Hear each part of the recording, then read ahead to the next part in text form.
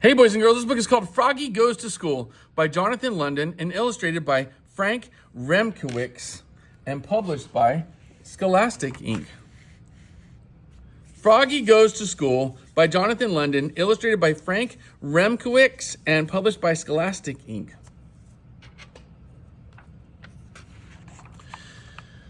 It was the first day of school. Froggy woke up and looked out the window. The sun was high in the sky. "Oh no, the bus," he cried. "I'll miss the bus." He hopped out of bed and flopped outside. Flop, flop, flop. The school bus was leaving. "Wait, wait, wait," he yelled, and took a mighty hop. The bus hissed to a stop and the door folded open and Froggy flopped up the steps. Flop, flop, flop. But when he reached the top, everybody laughed and pointed their fingers.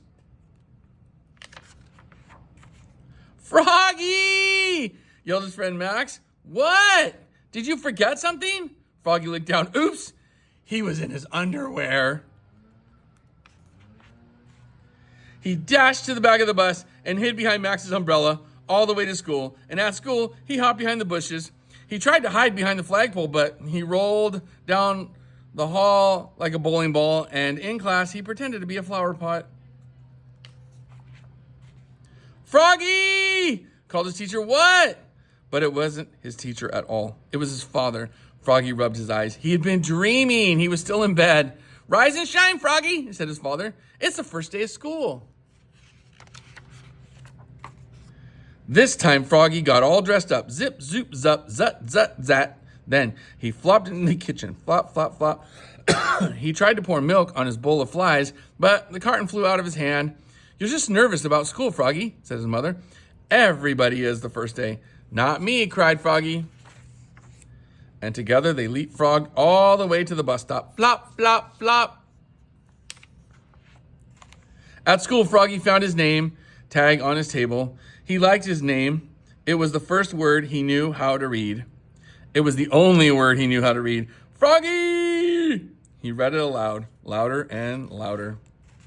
"Froggy!" cried his teacher, Miss Witherspoon. "What?" "Hush, dear. It's time to pay attention." But it was hard to pay attention, he squirmed. He looked out the window at the falling leaves. He felt like a leaf falling. Plop! He fell out of his chair. "Oops! Kindly stay in your seat, dear," said Miss Witherspoon. "We'll sit on the floor at circle time." At circle time, Miss Witherspoon said, "Now, children, today I'd like you to tell us what you did last summer." "Who wants to go first?" Froggy shouted. "Me, me, me, me, me, me." And so did Max. Miss Witherspoon went clap, clap, clap, clap, clap.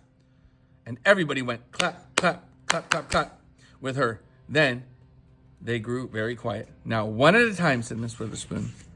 When Froggy's turn came, he jumped up and said, "Last summer, I learned how to swim." And he sang, "Bubble, bubble, toot, toot, chicken airplane soldier."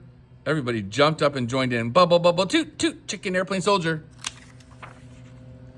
When in walked the principal, Mr. Mugwort. "Bubble, bubble, oops," cried Froggy, looking more red in the face than green. Mr. Mugwort glared at him. Then he joined in, "Bubble, bubble, toot, toot, chicken airplane soldier," till the bell rang for recess. When Froggy flopped off the bus after school, his father cried, "Froggy, how was your first day of school?" "Great," said Froggy. "I taught the principal how to swim." That's nice," said his mother, "but where's your lunchbox and baseball cap?" "Oops, I left them at school." "Oh, Froggy, will you ever learn?" said his mother. "That's why I'm going to school, Mom." And together they leapfrogged all the way home. Flop, flop, flop. Froggy Goes to School. I hope you love this book.